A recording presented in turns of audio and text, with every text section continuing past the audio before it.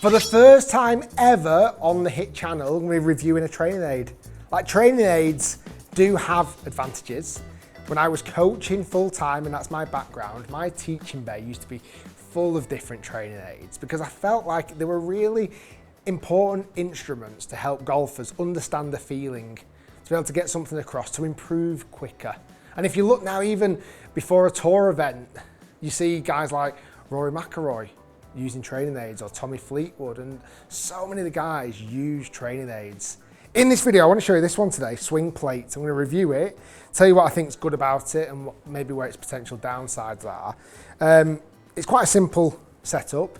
You get this metal plate, which is here on the floor, which has a lever and arm, and then you get two alignment sticks. Now, I'm going to, just for this moment, I'm going to take this one out just for a minute.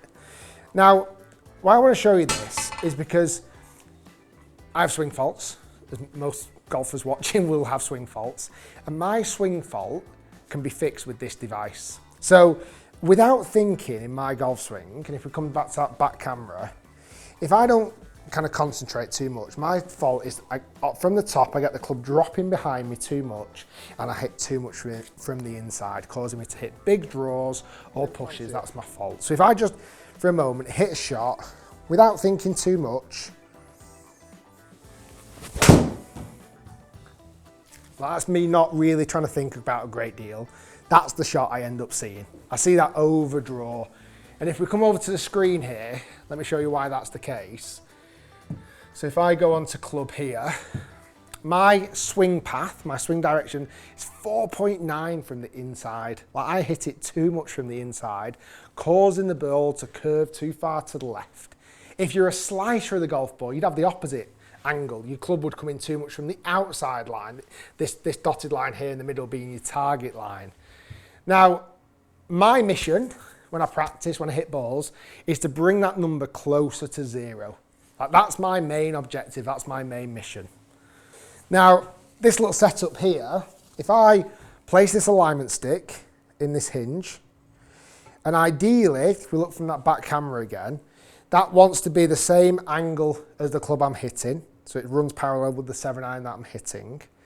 And depends on what severity level, I can start here, that's fairly easy.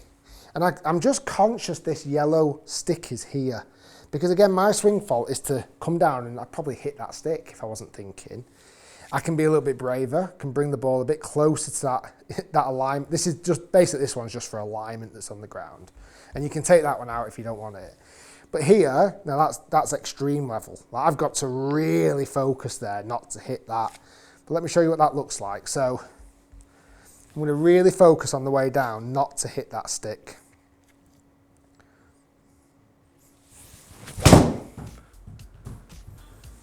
Now, as much as I thinned that, I didn't catch that one well.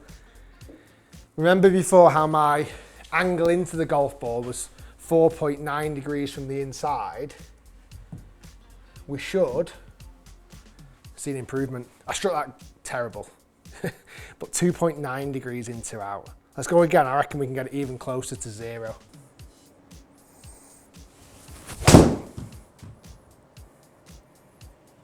Wow. Okay, let me show you that one.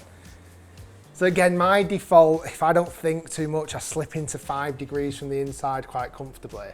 Where if we look at that one, that's 1.9 from the inside. That's a dramatic difference. I'm going to go one more. I think I can get closer to zero still. Come on, Rick, this one's going to be literally on zero. Oh, it's a tiny, I've left the face a tiny bit open. Wow, okay. Forget the club face just for a minute because this is changing swing path. Look at this. Where am I going? There, there. 0.7. So it means my club direction is so much straighter. I left the face open on that one, which leaked off to the right, but my swing direction is outrageously straighter. And I think that's like, sometimes you need a tool to trigger that. And like likewise, if you had a slice and you're someone who's coming from over the top, so basically, if I was to move that stick out the way for a minute, move coming this way, you could put this club in there, this stick, and this time you're moving the ball, I mean, you could spin this thing around, but you're moving the ball on the inside of the training aid. And what you might want to do, like stick something soft on here, like a noodle from a DIY shop or something, or a swimming noodle. But the idea then, for most slices, they'll get to the top and they'll come in this way, they'll come over the top. The mission then is to get to the top and keep that club underneath that plane, like really exaggerate that feeling. I think once you understand that feeling, you can start to repeat it so much more often. Now, like a lot of training aids, this isn't absolutely perfect. A couple of downsides: this metal plate is quite big. Even though it's thin, it's quite heavy. Like, to try and lug that around, if you had to put that in your golf bag, you'd feel that. You can obviously flatten that arm. You just need to get a wrench or you can push it down. You can flatten that arm for storage, but it's quite a decent unit. And also, I think for some golfers, they might feel a little bit intimidated by those rods. Like, they might look at those and think, they might look at those and go, I'm going to hit those. And you might do. You might clatter it the first time you do it. But these alignment sticks have been around for years. They're not going to break. Like, they're just going to hit and they might just bounce around. They're not going to break or anything. You're not going to damage your club. You're not going to hurt yourself. You've got to be responsible with it. I think something like that, for golfers who really struggle with swing direction, for path issues, etc., it's a really, really good training aid. And in fact, if you want to learn more information, visit rickshields.com for even more information about that training aid. Guys, thanks for watching. Be sure to like and subscribe. And if you've enjoyed this video and training aid videos, let me know. Let me know in the comments below what training aid you would like me to review moving forward. Let's see if we can help as many golfers as possible around the world get better. Thanks for watching, and we'll see you next time.